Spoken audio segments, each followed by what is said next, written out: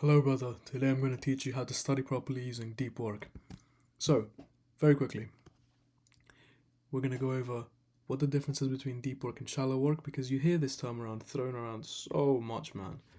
On the internet it's like, yeah, get into deep work, like the flow state, the athletes getting in the zone. What does that mean? Well, shallow work is work like highlighting your notes, reading a textbook, sitting in a classroom and making some notes from what the teacher's saying, replying to an email, basically tasks that your friend can speak to you during this, like kind of mumble towards you, and you can do the task reply. Like you can reply to a message while someone's speaking to you, and it's like a really important, dedicated message.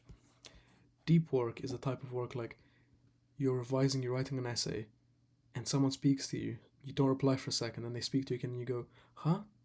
So that's it. Do you see what I mean? Something that you're so deeply dedicated on, that you have to be so deeply dedicated on to be able to achieve it. You can't write an essay while you're there, you're chatting. Yeah. You're there trying to solve like some really difficult math question, and your mate is talking to you about their cross, and you're like, oh my god, yeah, it doesn't work. So, shallow tasks are what we're going to try to eliminate, and deep work is what we're going to try and increase. I don't want you to be spending your precious revision hours or like classroom time or tutor time doing shallow tasks. No, we're gonna do deep work. Well, how do we actually like get into that deep work flow state? Because I can tell you anything, like you can make anything into deep work really if you do the environment correctly. But we only want certain things. Like we want the highest yielding activities to be our deep work, challenging activities like past paper questions, essay writing, difficult questions, like the things that take 95% of your brain power, for example, the things that really challenge you. Well, to get into a flow state, we need two things: the pre work ritual and the shut off point. So, this includes mine, for example, is tidy my room a little bit, turn that light on, get some water, like make my room nice basically, sit down, one thing open. If I didn't do any of this, so I kind of just sat down, yeah, I'm at work and I have 50 things open, I'm switching tabs, my room's a mess, I go to grab water, oh, that's empty, oh, this, I have to, yeah, let me put a candle on or something. Can't do that. I'm switching tasks too many times. Set up your environment. It can be as simple as that. Like make your bed, tidy your desk, get water. You can do that in what, like 3-4 minutes? Do that so then you're not distracted. Then once you do your work, which I recommend is either 45 to 90 minutes and anything between that, then you're gonna shut off and you're properly gonna shut off. You're not gonna sit and do some light stuff. No, literally close your laptop, close your notebook. What I do is I finish my stuff and then I go and like lay on my bed face down with a 5 minute time button. It helps me. That's how I like to switch off from the work. Like every work block is how I like to finish it. Because if you don't do that, if you don't have a clear shut off point, it's really gonna dig into your brain or like gonna keep thinking about it, and your brain is gonna fry by itself because of your thoughts of the work without you accomplishing anything. So we only want to be really in the flow state while we work, like using energy for that. The way we achieve that is we have very clear goals as well. So I don't sit down and think, oh, what am I going to do? No, like before I started this deep work blog, I've written right here 2 YouTube videos. For you, that can be like what I was doing over the last year. Sit down, I want to write 2 essays, or sit down, I want to get through this lecture, write these notes, test myself. Or I want to go through this quiz, I want to go through these 50 math questions. You have to have that challengingest goal. And lastly, have a timer. Timer, put it for whatever. I recommend Flora because it makes cute trees, and I like the dopamine from that, to be honest. So just to recap very quickly: pre-work ritual, clean environment, quiet, everything switched off.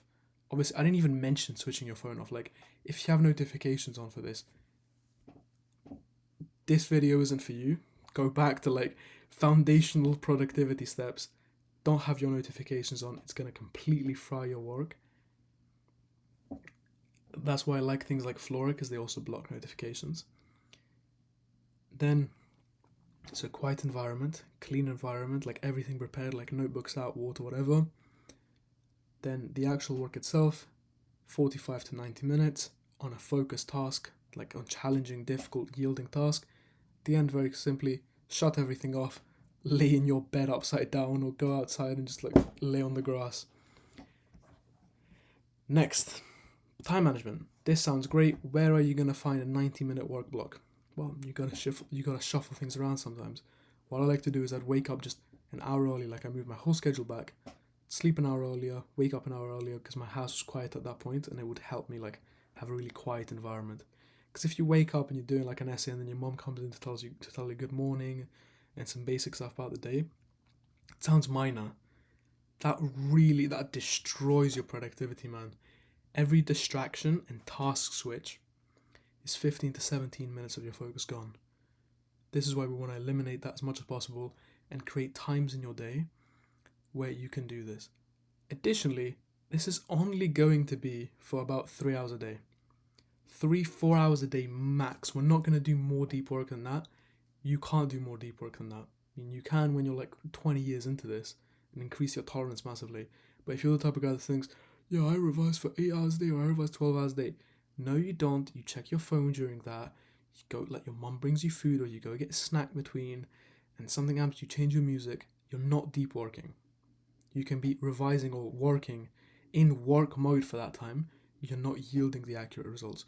If you're there and you write 3 hours of essays a day or do like a past paper 1 or 2 times a day, that is productive quality work. That's what we want to get to. Additionally to this, all I'd say is like create a timetable. So you have this. Doesn't have to be as complex as mine where every minute of my day is planned out. Or like every 15-minute block. No, it can literally be, okay, I get home, I have 10 minutes to get changed, like get some water, whatever.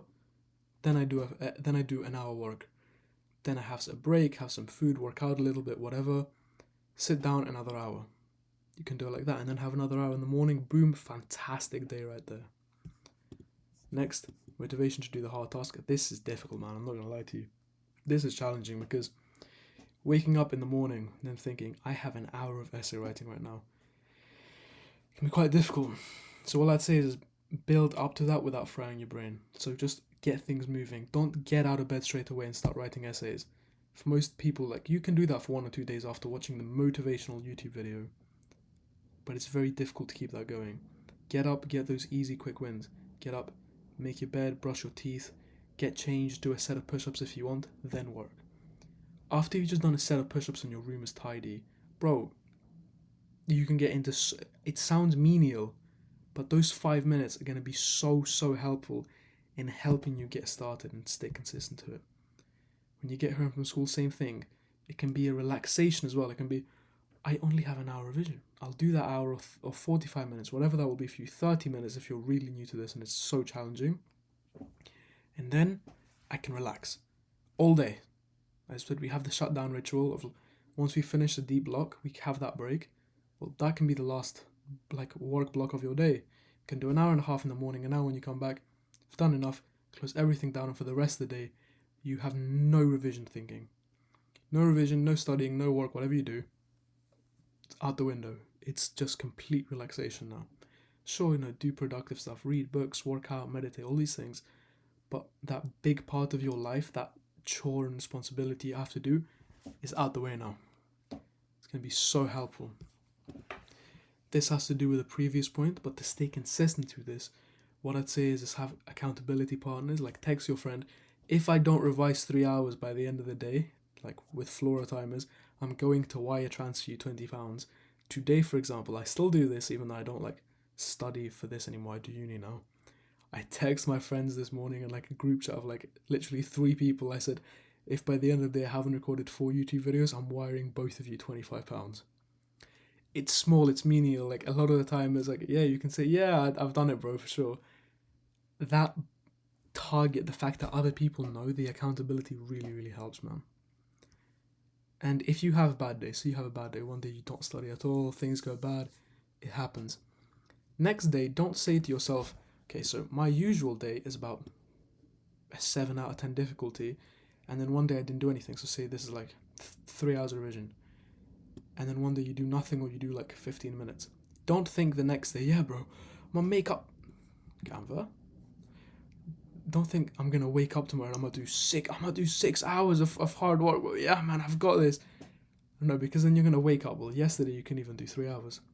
Tomorrow you're not gonna wake up and think I can do 6 hours. It's not gonna work. Instead, think I'm gonna do an hour tomorrow. Okay, it's fine. Maybe that's a bit too difficult for me. Let's do an hour tomorrow.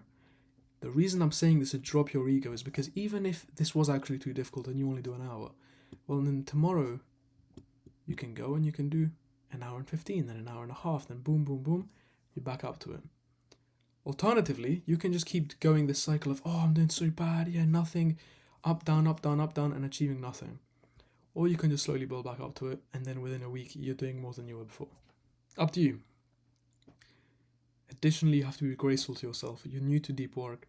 Accept that this is a difficult but a fantastic thing to learn and a skill, and just think of how much benefit it's going to give you if you keep sticking with it. So I really, really hope this helps, man. I know this has been fantastic for me, and has truly made some incredible results for my grades, my learning, my time efficiency.